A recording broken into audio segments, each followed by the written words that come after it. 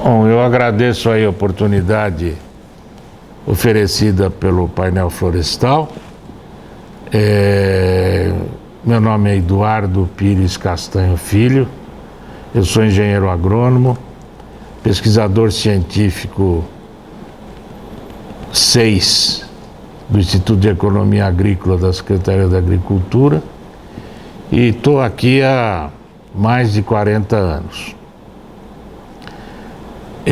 Atualmente estou montando e consolidando a parte de economia florestal aqui da Secretaria da Agricultura, porque é o Instituto de Economia Agrícola que trabalha com isso, e espero que consiga transmitir aí para vocês um pouco dessa experiência ao longo desses 40 anos que eu tenho trabalhando no setor florestal de São Paulo. A minha palestra vai ser... Esses são os dirigentes da secretaria, e a minha palestra vai ser sobre a questão de mercados florestais de uma maneira bem geral em São Paulo. Esse aqui é um panorama geral do que eu vou falar. Eu vou dividir a palestra em alguns blocos. Eu acho que é interessante recuperar alguns conceitos básicos que estão por trás do trabalho da gente. Depois explicar mais ou menos qual foi o modelo de análise que a gente utilizou para mobilizar e para estruturar essa questão da economia florestal em São Paulo. Então nós vamos analisar, por um lado, a oferta de produtos florestais, senso amplo. Eu acho ruim ficar restringindo produtos florestais apenas às florestas plantadas. Eu acho que a floresta, em geral, ela tem características relativamente semelhantes. Depois nós vamos procurar analisar a demanda, como é que está se comportando o consumo de produtos florestais senso amplo em São Paulo e mais ou menos quantificar um pouco isso em termos de projeções de ampliação de mercado ou de mercados diferentes. Então nós vamos centrar um pouquinho na questão aí de produtos novos, principalmente concentrados na energia e na questão ambiental, dos ativos ambientais, que eu acho que é um grande mercado hoje que se abre, principalmente se a gente incluir a água nisso.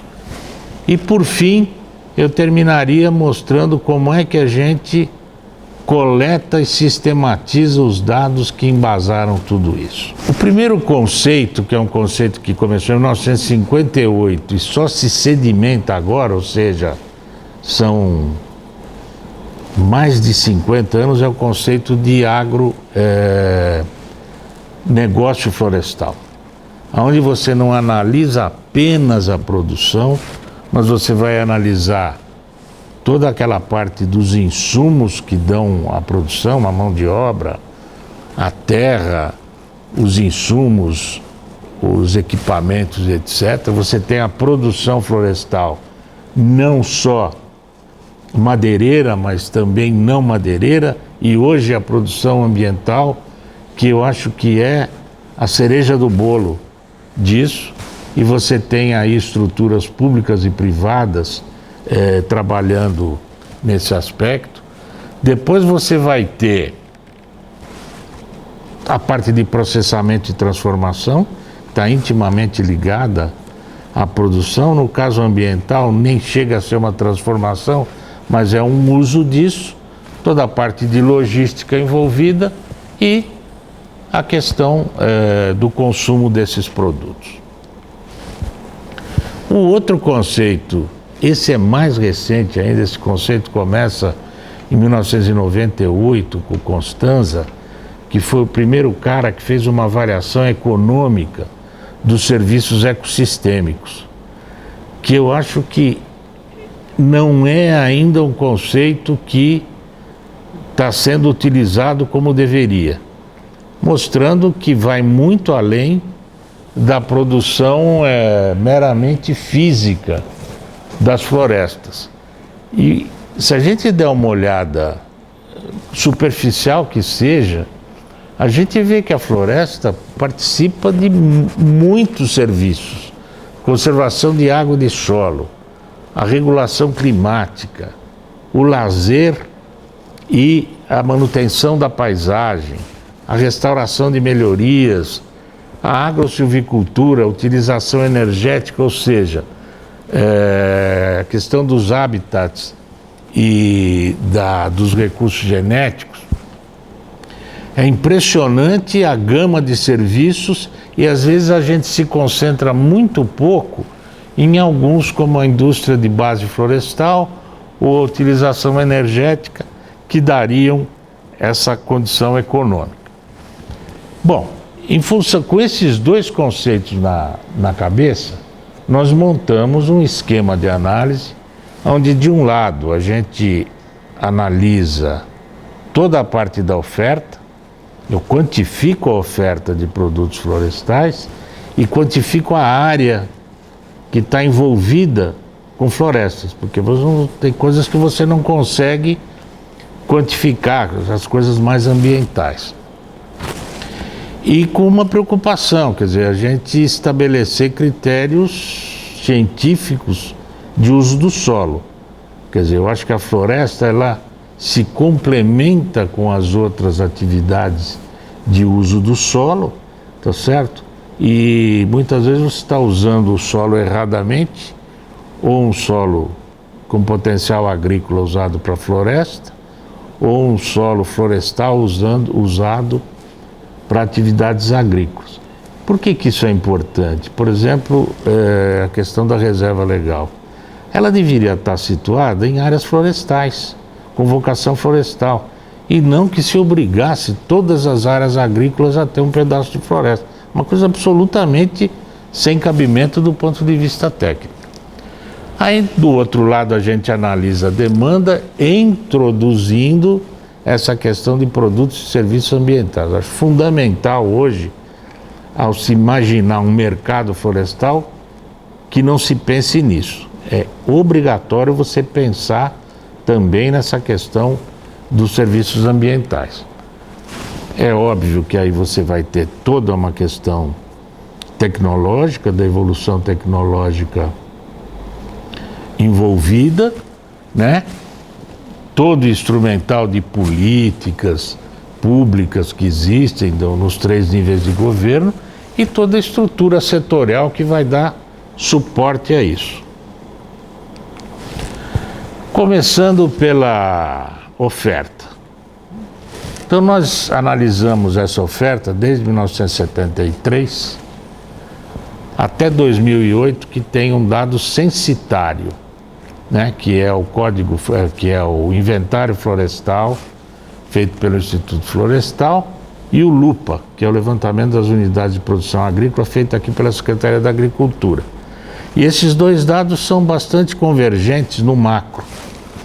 Então deu para a gente fazer esta progressão. Então vocês vejam que interessante que a área de floresta plantada, que é no gráfico em laranja, ela cresce sistematicamente. Ela quase que dobra nesse período de 40 anos. É muito. Não é muito se pensar no que houve com o crescimento da demanda, mas a linha de aumento da produtividade é um negócio brutal. A produtividade dobra nesse período. Ela vai tender agora a não ter um crescimento tão expressivo, mas mostra todo um esforço de pesquisa e de envolvimento das empresas e tal que houve nessa melhoria da produtividade. Então, aliado a um crescimento razoavelmente grande, foram 500 mil hectares no período que cresce, o aumento da produtividade multiplicou isso várias vezes. E mesmo assim vocês veem que as florestas nativas também crescem bastante. E a gente projeta para 2030, são planos que foram feitos, né? Que o aumento da área plantada com florestas no estado até 2030, ou seja, daqui até 15 anos, vai variar entre 1,5 milhão e 2 milhões e 700 mil hectares. Essa seria a base florestal do estado de São Paulo. Pode ser que a gente erre e seja muito maior, mas dificilmente vai ficar abaixo de 1,5 milhão de hectares com florestas no estado, o que já vai garantir a ela o segundo lugar em uso diário. E vocês veem que interessante também, nesse período, crescem as áreas de lavoura, crescem as áreas florestais e reduz-se a área de pastagens. E a produção de carne no estado de São Paulo não reduziu. Ou seja, há um aumento de produtividade em praticamente todos os setores. Quer dizer, São Paulo hoje produz mais do que em 1970, utilizando basicamente a mesma área, porque desde 70 nós estamos com a área física utilizada para atividades agrícolas relativamente estagnada, porque não tem mais, quer dizer, como ela foi feita, se expandiu em cima de florestas nativas, hoje você não tem mais isso. Mas a área florestal cai durante um período grande, durante 30 anos, e hoje ela se recupera. Quer dizer, ali é uma somatória das áreas plantadas com as áreas inativas. E aqui vocês têm uma distribuição da concentração das áreas florestais no estado de São Paulo. E depois nós vamos ver, quando nós estudarmos a demanda, que elas estão muito atreladas aonde tem a concentração da demanda, né? É um eixo que vai de Itapeva a Franca, corta o estado de sudoeste a norte, né? E todas aquelas áreas ali no entorno, que são as áreas fornecedoras principalmente de matéria-prima para a indústria. Outra coisa interessante que a gente quer, quem produz isso? Então isso foi tirado do Lupa. Nós temos hoje cerca de 44 mil produtores florestais no estado de São Paulo, né? E 150 mil propriedades que têm florestas nativas, que é basicamente as APPs, né? E reservas legais. Mas é um número bastante grande, são poucas as atividades que contam com tanta gente produzindo. Aí quando a gente tentou analisar a demanda por produtos florestais, nós utilizamos o conceito de uso múltiplo, né? Para ver como é que isso aí já é uma coisa madeireira. Então você tem a floresta com funções ambientais e funções produtivas. Nas funções produtivas, você olhando isso, é uma coisa que os suecos que fazem muito isso. Eles olham a árvore segmentada em 3 pedaços.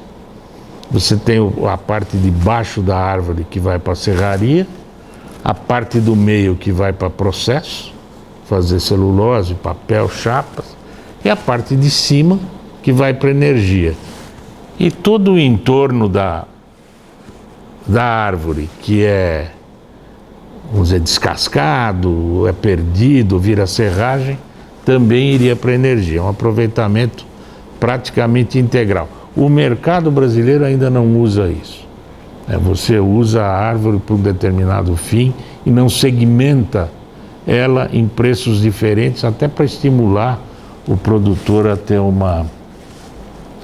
Aqui é a mesma coisa, só que já mostrando que você tem uma gama, hoje em São Paulo, já uma gama muito grande de mercados atrelados à área da produção florestal, né? Na área de madeira mesmo, na área de não madeira, resina, gomas, o próprio palmito, óleos, etc.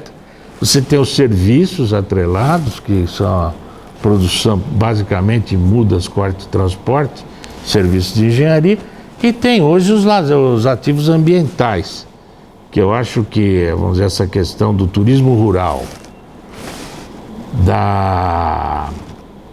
talvez agora com a COP de Paris, esse mercado de CO2 se fortaleça também aqui em São Paulo. E a questão da água, que é muito falada, mas pouco ligada à existência das florestas, que eu acho que é um mercado que amanhã pode ser um mercado vigoroso, principalmente aqui em São Paulo, com esse problema da escassez de água. Bom, como é que se comportou nesses últimos anos? Em 1990, quando foi feito o Plano de Desenvolvimento Florestal Sustentável, a demanda era aquela ali. Aí está em milhões de metros cúbicos estéreos, porque era a medida que se utilizava na época, não se usava o metro cúbico sólido. Mas olha o incremento da demanda, é um negócio brutal. E por que isso aconteceu assim? Porque as fábricas de celulose, elas aumentam em degraus, né? Quer dizer, enquanto você está montando a fábrica, você não tem demanda. Quando a fábrica entra em operação, essa demanda dá um pulo. E a demanda externa, que hoje segura a indústria de celulose, ela já tinha, essa era uma demanda reprimida. No estado de São Paulo, a nossa avaliação é que isto para por aqui. Porque você não tem mais nenhuma planta, fora Luarcel, agora há pouco tempo que expandiu, você não tem nenhuma grande expansão programada e nenhuma construção de fábrica nova. Então a demanda industrial tende a ficar estagnada. Quer dizer, você teria ali a demanda energética e a demanda por matéria serrada, nos referindo especificamente à área de florestas plantadas. Aqui já está em metros cúbicos mesmo, quer dizer, já... Então vocês veem o seguinte, aqueles 44 mil produtores estabelecem esta produção que atende àquela demanda, que é a demanda basicamente industrial, energia e outros usos. O déficit que existe é um déficit, vamos dizer, ficcional. Ele de fato ali está em torno de 5%, 10%, tem ano que tem superávit, tem ano que não. Então é um déficit meramente teórico, já foi muito grande. São Paulo, naquela época que nós começamos a medir, chegou a ter um déficit de 25% a 30% de matéria-prima que vinha de outros estados. Hoje não, hoje ele está suprido, são esses 44 mil produtores que suprem. Uma coisa que eu acho interessante, nesses 44 mil produtores, é que 1,7% deles, ou seja, 8 mil, não chega a isso, não, menos ainda, 800 produtores, respondem por 47% da área, que são basicamente as empresas que se autoabastecem. Então, isso é um problema de mercado sério, porque eles regulam o preço. Isso é um oligopólio formado, nada contra, mas quando a gente pensar em mercado, tem que levar isso em consideração, porque os outros 98% dos produtores que têm metade da área, meio que ficam atrelados, principalmente se eles estiverem na área de influência dessas empresas, que nós vamos ver a seguir. Então essa aqui é a concentração das indústrias de papel e celulose e chapas, né? Como é que elas estão distribuídas. Vocês veem que bate muito com aquela distribuição das áreas florestais que eu mostrei naquele mapa em verde.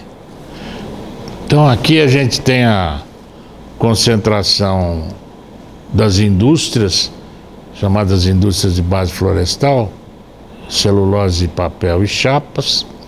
E aqui a gente tem um mapa do potencial do consumo energético para madeira, levando em conta aí onde tem frigorífico, onde tem concentração de cerâmica, e aqui no sul do estado, onde tem a concentração das cimenteiras, que não usam, é uma coisa incrível, eles queimam pneu dizendo que é sustentável. Imagina, o pneu já está lá quietinho, né?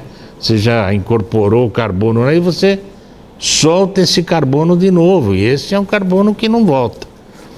Quer dizer, então eles poderiam estar migrando para a área de energético, de bioenergético, e eu acho que a floresta é tranquila para essa questão da cimenteira. Mas com isso a gente vê que o potencial, vamos dizer,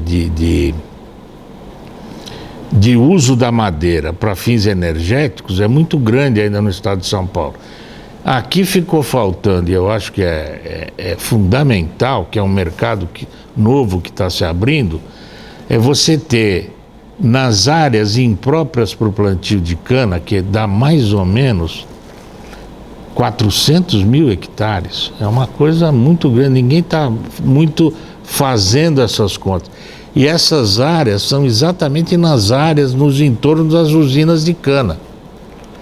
Se você tiver madeira aí, você pode picar esse cavaco e produzir energia na entre-safra da cana. Quando a cana não tem bagaço, você tem lenha, cavaco ou algum energético de madeira para queimar nas fornalhas e continuar produzindo energia. Fala, mas você vai produzir energia justamente quando a época da chuva, que você tem os reservatórios cheios? Não é verdade. Os reservatórios de São Paulo precisam ter uma folga, porque eles estão abaixo do nível, vai fazer 10 anos que você não consegue encher os reservatórios. Então, se você tiver uma folga de energia, e é bastante, hein? Durante o período da entre-safra da cana, você consegue dar essa folga. Claro que isso é uma política pública, não sei o quê. É difícil a gente convencer muitas vezes o governo a se engajar num negócio desse. Mas eu acho que o próprio setor privado já está percebendo isso. Já tem várias usinas que estão comprando chip de madeira para a produção de energia nas usinas de cana, que seria um adendo a isso.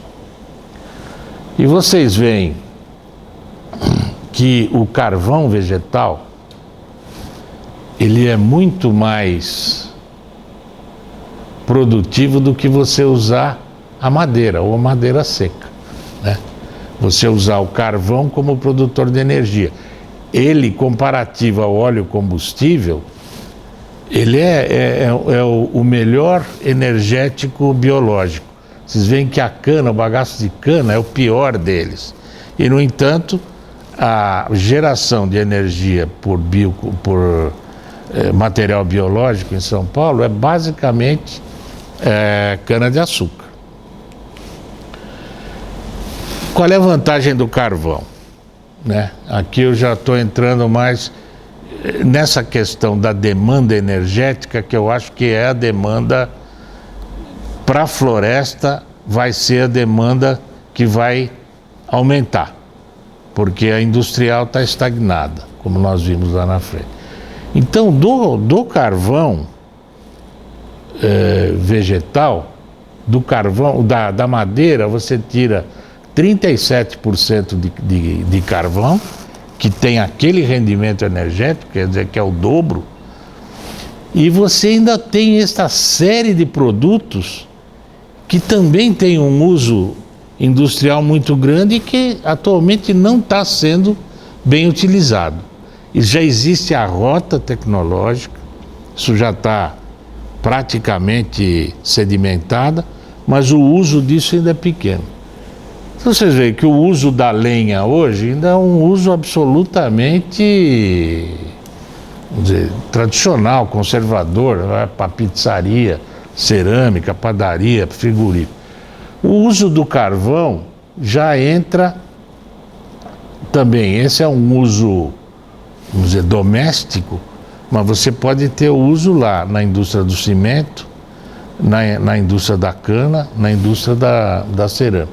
Fora os condensáveis e não condensáveis, que é a maior parte na produção de carvão, que você vai entrar para o uso da indústria química e a indústria de combustíveis, né?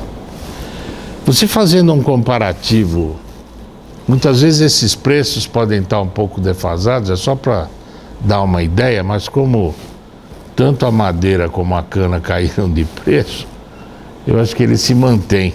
Mas vocês veem que numa produtividade de mais ou menos 40 metros cúbicos por hectare ano, que é a média, uma média boa florestal, mas a cana a 80 toneladas, vocês veem que a produção de energia por hectare por ano não é muito diferente, mas a madeira já tem um ganho um pouquinho maior.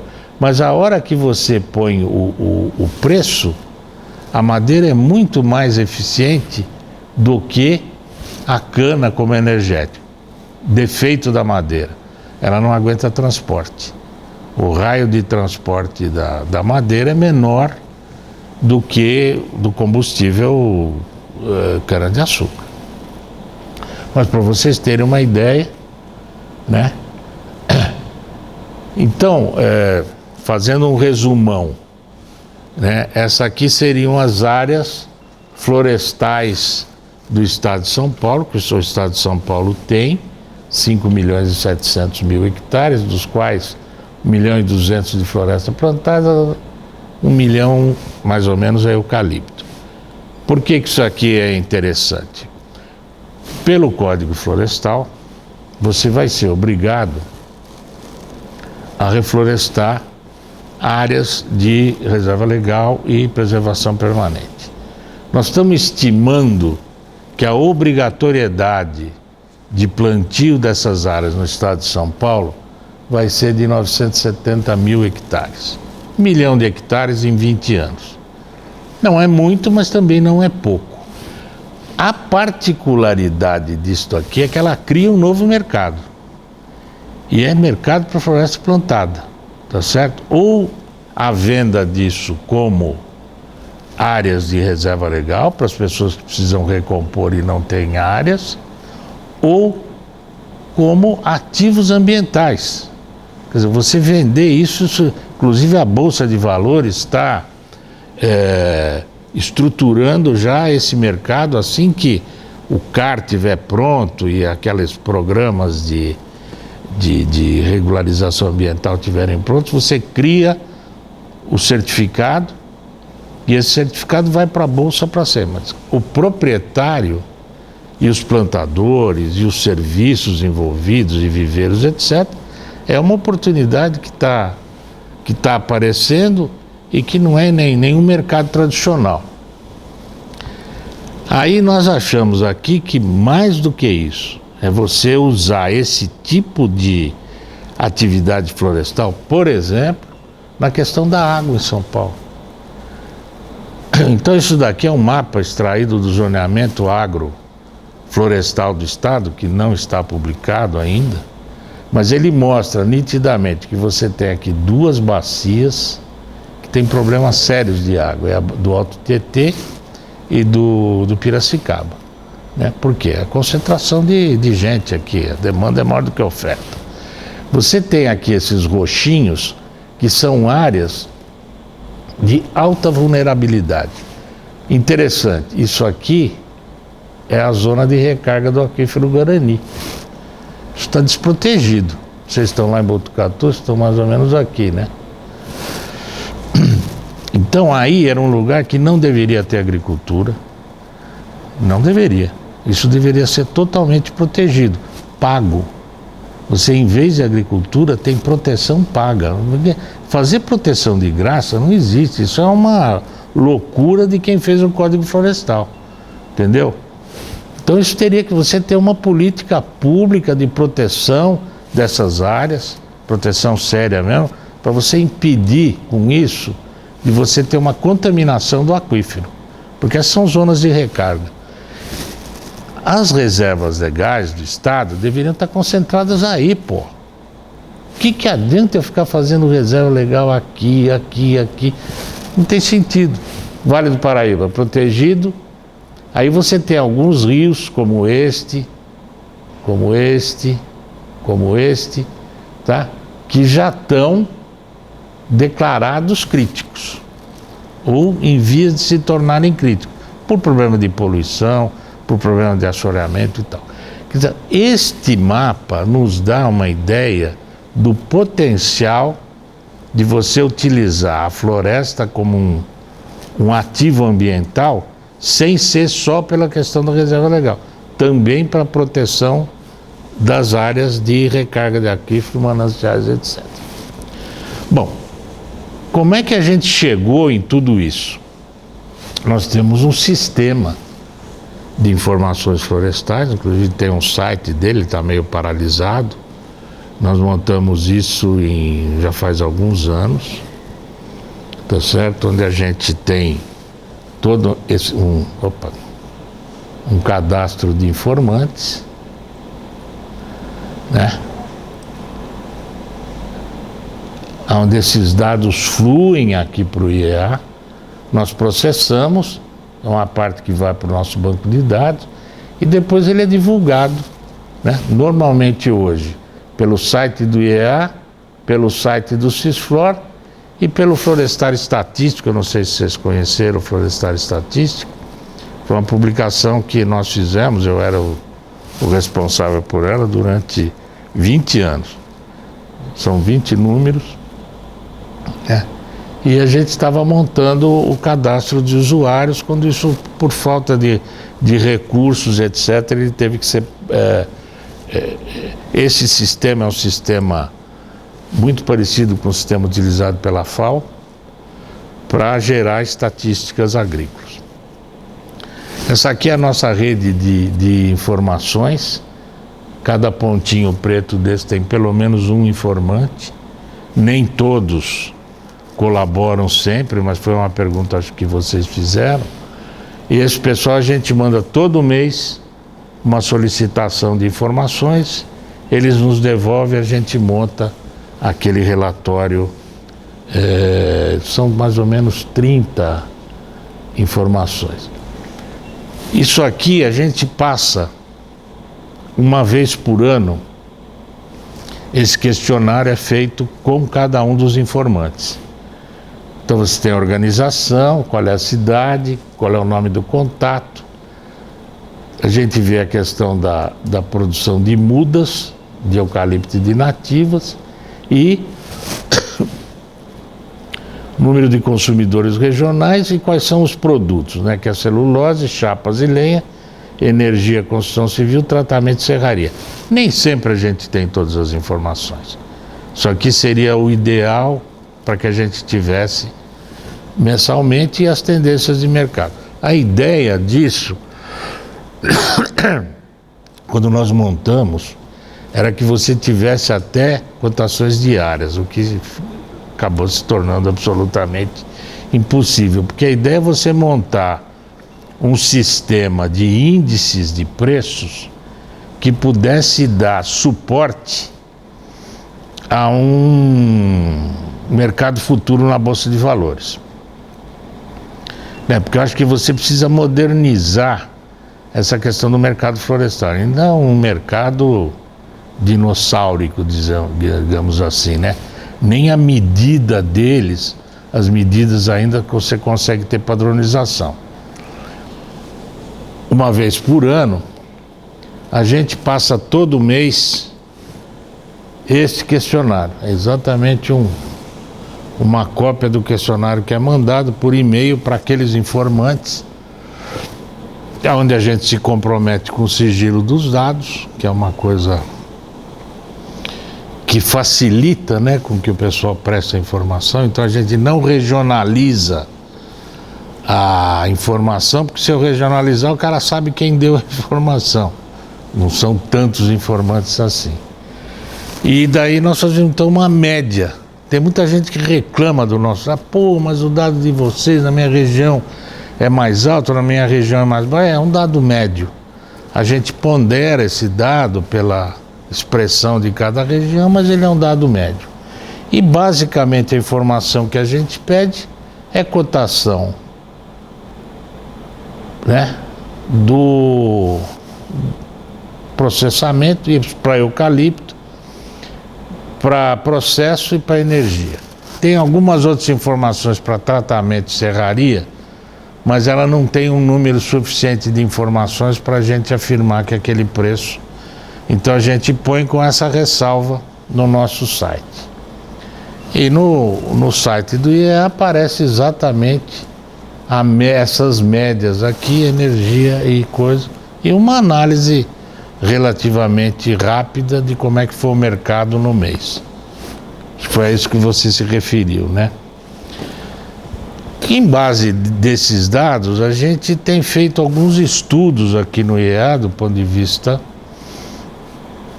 de ver como é que a floresta plantada é um elemento importante ou atrativo no rol da economia agrícola do Estado.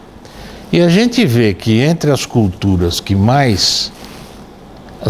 mais expressivas do Estado em área, em renda e tal, ele está mais ou menos no meio. Ele não é nem o suprassumo da renda por hectare, mas também está muito melhor do que a pecuária, que, como vocês viram lá no começo, é a maior extensão de área do Estado, né? Quase 8 milhões de hectares da agricultura paulista é ocupada e muito maior do que milho, maior do que soja. Quer dizer, é um produto bem localizado, principalmente se você já estiver numa rotação. Nós fizemos alguns estudos, esse também está um pouco defasado do ponto de vista de valores, mas só para ter uma ideia de qual seria para o eucalipto uma atividade, principalmente para os produtores menores, para que eles não ficassem atrelados apenas à questão da indústria, né? Então você ter rotação para indústria e serraria, né? Como é que isso se comportaria? Aqui tem mais ou menos os cortes, né? O primeiro, o segundo corte, as produtividades estimadas, o tipo de exploração, né? Quer dizer, você corta para a indústria e reserva para o corte, corta iria para a indústria uma parte, a outra parte para a serraria. O que se produz em cada corte, né? E montando módulos essa conta é feita montando módulos de 12 hectares, que seria 1 hectare por ano. O cara vai plantando. A partir do primeiro ciclo, ele já entrou numa dinâmica autossustentada do eucalipto. A ideia disso daqui era mostrar a viabilidade disto como um programa de aposentadoria, né? Então o cara quer se aposentar com tantos mil, ele entraria num sistema desse de módulos de 12 hectares, onde ele ia pondo anualmente, como você faz com PGBL, uma coisa do tipo. Ninguém se interessou. Mas eu acho que é viável. E aqui a gente fez uma análise econômica disso, mostrando que tanto a taxa interna de retorno como a taxa de rentabilidade são bastante compatíveis com o que existe no mercado hoje e aguentam uma redução na receita da ordem de 20%. Eu acho que hoje nós já estamos nesse limite. Eu acho que a perda de renda por estagnação das cotações e pela inflação acabou mascarando um pouco. Aí está meu nome e endereço. Eu acho que foi uma tentativa aí de mostrar tanto o que o Instituto faz vem fazendo, como as conclusões que nós pudemos tirar em cima desse volume de dados coletados.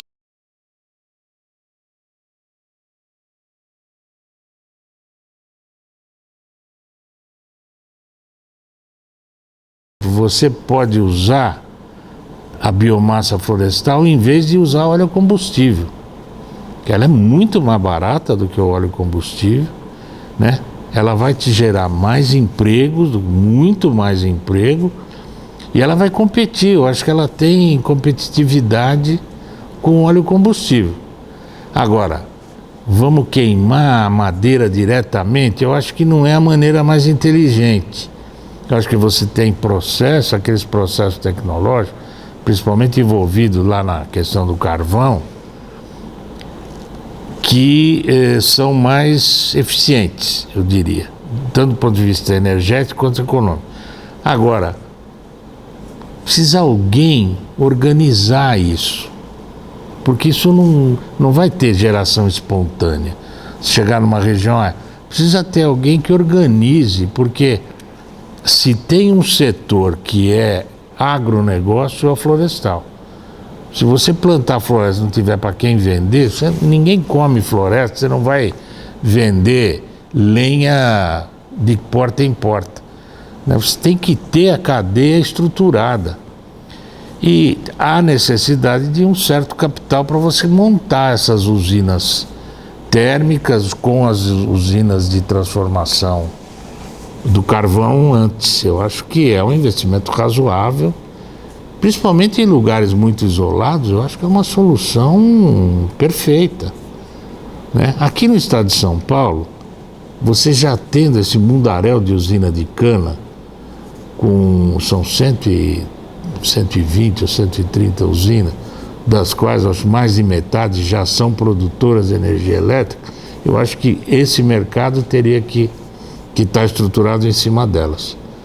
Eu acho que é um potencial aí pouco explorado, e que tem condições de ser explorado.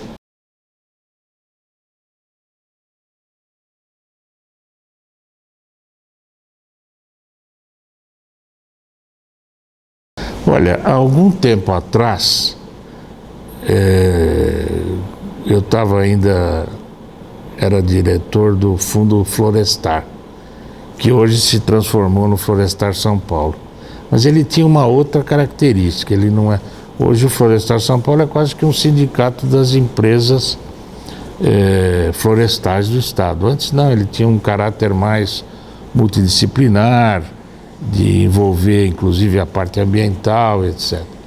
Nós fizemos um trabalho que era exatamente nessa linha que você está falando, centrado no Vale do Paraíba,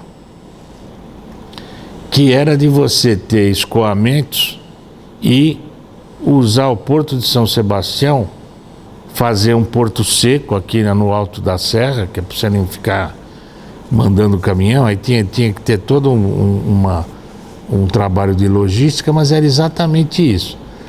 Você plantar já visando madeira ou produtos mais elaborados e cavaco, chip, porque na época na China não tinha entrado ainda no mercado, mas a Finlândia compraria cavacos brasileiros, enchia navio de cavaco aqui para ir ali.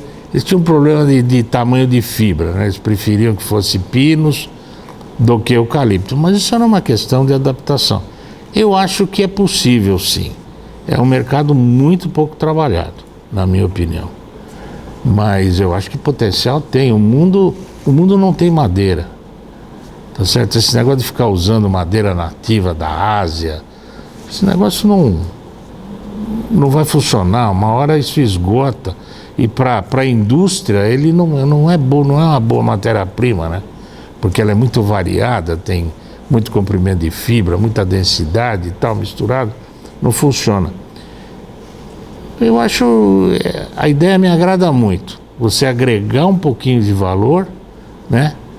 Porque o problema do pequeno é exatamente esse, ele não tem a indústria. E para ele montar uma indústria, ele deixa de ser pequeno, ele passa a ser grande e vai comprar do pequeno. Então, para ele ter diretamente, era uma questão. Aí o Estado tem que entrar, tem que organizar, tem que... E depois sai, né? Tem muita gente que não gosta da participação do Estado, eu também não gosto muito. Mas tem hora que ele tem que induzir essa questão, por exemplo, da proteção de manancial. Se o Estado não entrar, isso não vai acontecer. Não vai acontecer. O particular não vai se organizar para fazer isso. O Estado tem que fazer, tem que formular, nem que tiver que pôr um dinheiro durante um determinado, e depois ele sai. Porque aí o mercado embala e vai andando sozinho,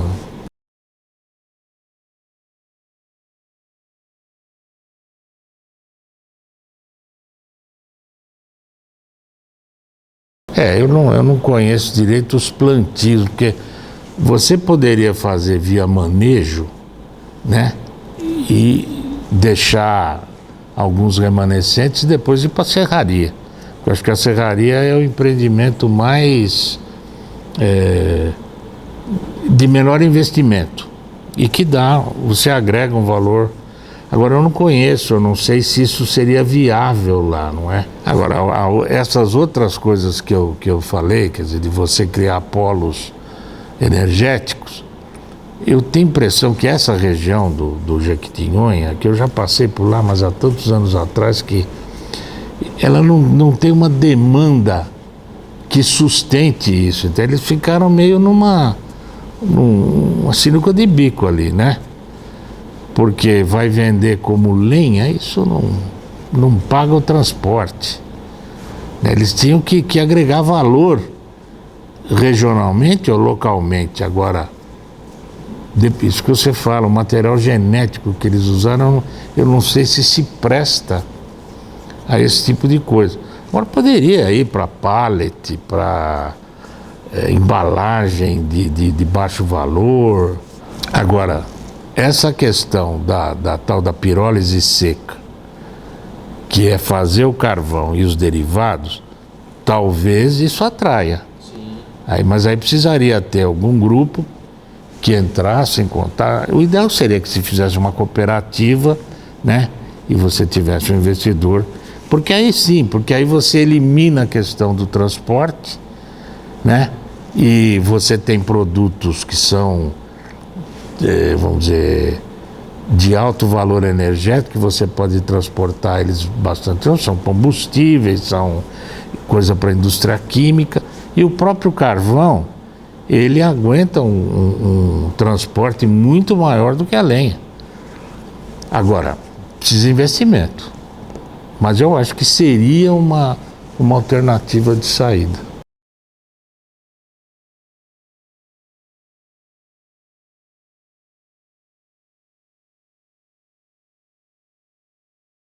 O Vale do Paraíba, a região ali, tem mais ou menos 2 milhões de hectares. Eles têm hoje degradado 900, quase 1 milhão de hectares. É uma barbaridade, né? Mas, paradoxalmente, é o lugar onde existe a maior campanha contra o eucalipto. Eles são absolutamente contra, é uma coisa religiosa, entendeu? Criam confusão, faz lei municipal que é proibido, os caras invadem viveiro, é uma confusão. Agora, não precisa ser só eucalipto, eu acho que ali tem indústria, tem aquele programa que eu falei para vocês de exportação, aquilo era para exatamente você fomentar o plantio nessas áreas, né? Mas já tem um escoamento, podia ser eucalipto, podia ser pinos, podia ser uma nativa qualquer.